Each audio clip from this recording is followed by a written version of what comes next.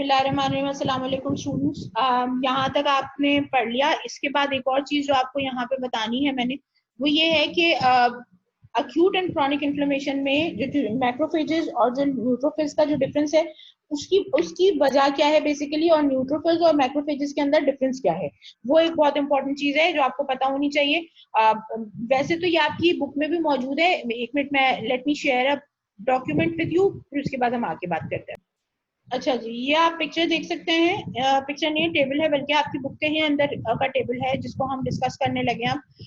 जो न्यूट्रोफिल्स हैं और जो मैक्रोफेजेस हैं, उनमें फर्क कितना है वो बात कर लेते हैं। अच्छा जी, जो इनका जो ओरिजिन है बेसिकली बोन मैरो का, वो आपके जो बोन मैरो के अंदर जो आपकी जो कॉलोनीज होती हैं, वहां से ही ये रिलीज होते हैं। मैक्रोफेजेस के जैसे अभी हमने बात की कि मैक्रोफेजेस बोन मैरो से रिलीज होते हैं इन्फ्लेमेटरी रिएक्शन के नतीजे में, और कुछ जो टिश्यू रेजिडेंट मैक्रोफेजेस होते हैं वो stem cells and yolk sac या जो फीटल लिवर है वहां से अर्ली डेवलपमेंट होती है, जैसे कि लिवर, लंग, और उसकी बात की थी हमने ब्रेन की। तो उसके अलावा बाकी जो सेल्स हैं जो इन्फ्लेमेशन के टाइम पे जो रिलीज होते हैं, वो कहाँ से रिलीज होते हैं? बोन मैरो से रिलीज होते हैं। अच्छा, उसके बाद फिर लाइफ स्पैन अगर देखी जाए टिश्यूज के अंदर, तो न्यूट्रोफिल्स की लाइफ स्पैन 1 to 2 डेज है, जबकि जो मैक्रोफेजेस हैं उसमें जो इन्फ्लेमेटरी मैक्रोफेजेस हैं वो डेज और वीक्स तक सरवाइव करते हैं, जबकि टिश्यू रेजिडेंट जो मैक्रोफेजेस हैं वो ईयर्स तक के लिए सरवाइव करते हैं।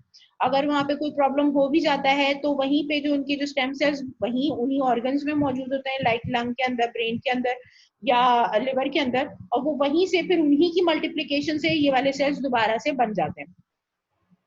अच्छा, इसके बाद फिर आता है रिस्पॉन्सेज टू एक्टिवेटिंग स्टिमुलाई। अब कोई भी स्टिमुलस जिसके नतीजे में इन्फ्लेमेशन कॉज हुई, वो उसको रिस्पॉन्स कैसे देते हैं?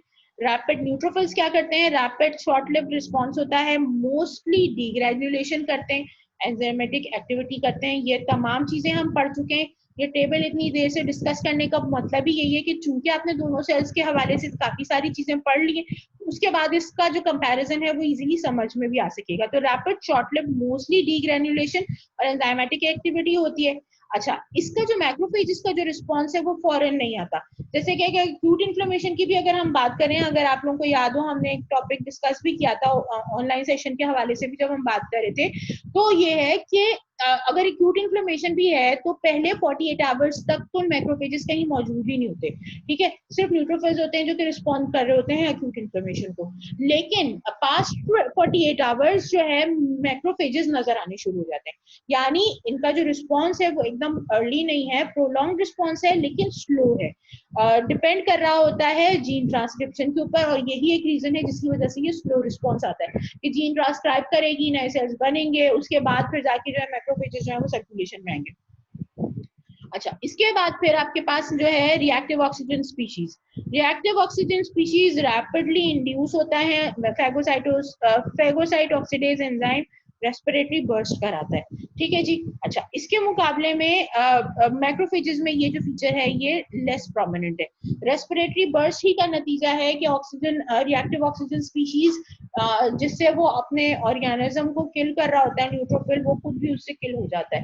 ठीक है जी। तो इसी वजह से न्यूट्रोफिल्स जो हैं वो ज्यादा खत्म होते हैं। अच्छा, न्यूट्रोफिल्स की जो किलिंग कैपेसिटी है वो 1:1 की है, यानी एक न्यूट्रोफिल एक ऑर्गेनिज्म को मारेगा और खुद भी मर जाएगा। उसके मुकाबले में जो मैक्रोफेजेस हैं इनकी जो किलिंग कैपेसिटी है वो 70:1 है, यानी एक मैक्रोफेज एटलीस्ट 70 ऑर्गेनिजम्स को मार 60 to 70 ऑर्गेनिजम्स को मार सकता है, और उसके बाद फिर खुद किल होता है।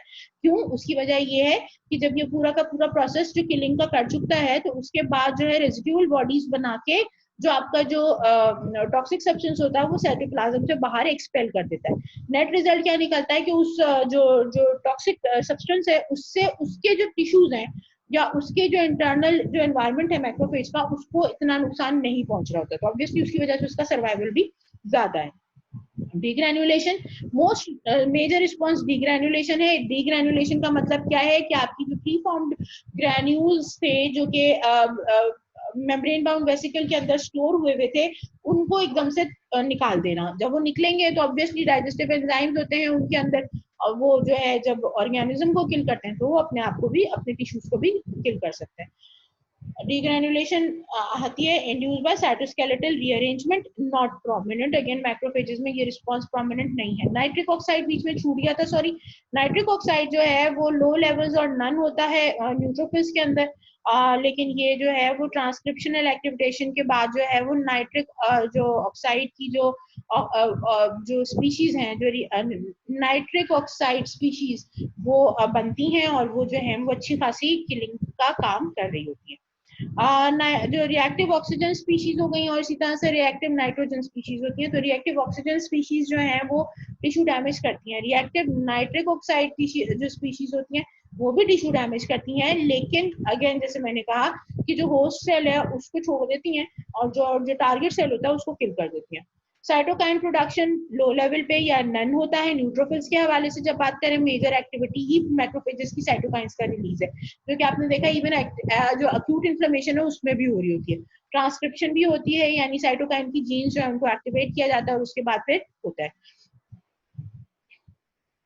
अच्छा, neutrophil extra cellular trap formation बिल्कुल मौजूद होता है, बहुत तेजी से बनता है और उसके अंदर न्यूक्लियर कंटेंट्स जो है वो ट्रैप हो जाते हैं। मैक्रोफेजेस में ऐसी कोई चीज मौजूद नहीं है।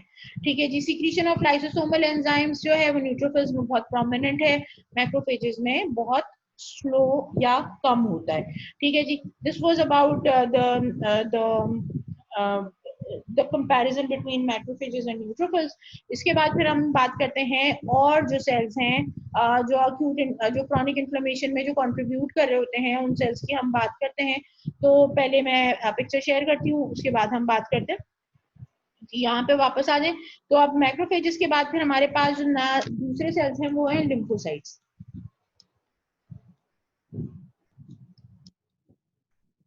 जो लिम्फोसाइट्स होते हैं बेसिकली ये इनका इम्यून रिएक्शन में रोल होता है, लेकिन क्रॉनिक इन्फ्लेमेशन में भी ये कंट्रीब्यूट करते हैं।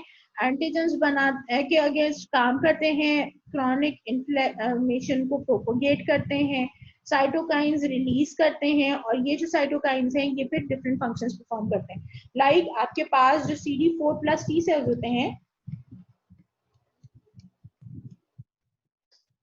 ठीक है, CD4+ T सेल्स जो हैं वो तीन तरह के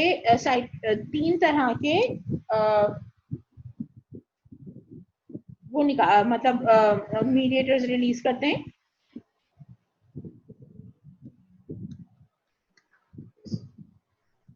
बल्कि तीन तरह के सेल्स होते हैं ये, हाँ सॉरी गलती हो गई मेरे से, आई एम सॉरी। ये तीन तरह के सेल्स होते हैं। CD4+ T सेल्स की 3 सब टाइप्स हैं, T helper 1, T helper 2 and T helper 17। TH, ये जो H है ये हेल्पर के लिए, यानी हेल्पर T सेल्स की बात हो रही है। तो T helper 1, 2 and 3। T helper 1 जो है वो इंटरफेरॉन गैमा रिलीज करता है और मैक्रोफेजेस को एक्टिवेट करता है by the classical pathway, M1 pathway induce कराता है फॉर मैक्रोफेजेस एक्टिवेशन। ठीक है जी। उसके मुकाबले में जो टी हेल्पर 17 है वो टी इंटरल्यूकिन 17 रिलीज करता है। ठीक है जी। ये क्या करता है, ये कीमोकाइन है खुद भी, और ये फर्दर रिलीज भी कराता है कीमोकाइंस की। ठीक है जी। फॉर न्यूट्रोफिल रिक्रूटमेंट, यानी अक्यूट इन्फ्लेमेशन में इसका रोल है। अच्छा, ये basically these two helper cells are important for defense against many organisms like bacteria, viruses and especially the autoimmune disorders। यहाँ पे ये दोनों जो सेल्स हैं ये काफी इंपॉर्टेंट रोल प्ले करते हैं। ठीक है। इसके बाद आ जाते हैं T helper 2। T helper 2 release करता है इंटरल्यूकिन 4, इंटरल्यूकिन 5 एंड इंटरल्यूकिन 13। ठीक है जी। और इनका काम क्या है, M2 के थ्रू मैक्रोफेजेस को एक्टिवेट करते हैं। और in addition to that obviously जैसे M2 को करेंगे तो इसका मतलब क्या हुआ कि रीजनरेशन एंड रिपेयर में कंट्रीब्यूट कर रहा है टी हेल्पर 2। लेकिन इसके अलावा it's very important against helminths, parasites, and also allergic reactions.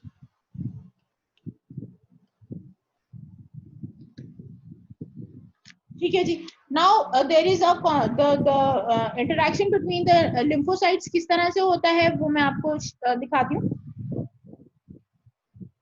अच्छा भाई, ये वही चीज जो अभी हम पढ़ के बैठे हैं, एग्जैक्टली ये वही मैकेनिज्म है. मैक्रोफेजेस है, एंटीजन प्रेजेंट किया, लिम्फोसाइट्स एक्टिवेट हो गए, लिम्फोसाइट्स एक्टिवेट होने के बाद साइटोकाइंस रिलीज कर दिए उन्होंने. उसके अलावा टी लिम्फोसाइट एक्टिवेट हुआ तो उसने क्या किया कि ल्यूकोसाइट्स की रिक्रूटमेंट शुरू कर दी. अच्छा, उसके बाद इंटरफेरॉन गामा रिलीज किया तो मैक्रोफेजेस को रिक्रूट करना शुरू कर दिया. क्लासिकल पाथवे से मैक्रोफेजेस को एक्टिवेट किया. ऑब्वियसली उसके नतीजे में क्या हुआ कि फर्दर न्यूट्रोफिल्स का रिक्रूटमेंट हुआ. बट जो बहुत इंपॉर्टेंट चीज है ये कि इसकी जो किलिंग कैपेसिटी है ये भी बढ़ गई. अच्छा, अब एक और जो बहुत इंपॉर्टेंट चीज है, आप सिर्फ स्ट्रक्चर्स देख लीजिए, ये बहुत इंपॉर्टेंट चीज है. ये दोनों को हम कहते हैं, ये मोनोसाइट्स है. ठीक है जी. मोनोसाइट्स का मतलब क्या है? सिंगल मोनोन्यूक्लियर सेल्स, यानी सिंगल न्यूक्लियस. इसके मुकाबले में न्यूट्रोफिल अगर आप देखें तो इसके अंदर न्यूक्लियस मल्टीपल न्यूक्लियाई होते हैं. ठीक है. इओसिनोफिल्स, बेसोफिल्स या न्यूट्रोफिल्स की जब हम बात करते हैं तो they contain multiple nuclei bulbs, so that is why they are known as multi-nuclear cells. ये कहलाते हैं मोनोन्यूक्लियर सेल्स. दो होते हैं मोनोन्यूक्लियर सेल्स. एक आप देख सकते हैं लिम्फोसाइट्स होते हैं जिनमें साइटोप्लाज्म छोटा होता है और सेल का जो न्यूक्लियस होता है वो बहुत बड़ा और राउंडेड होता है.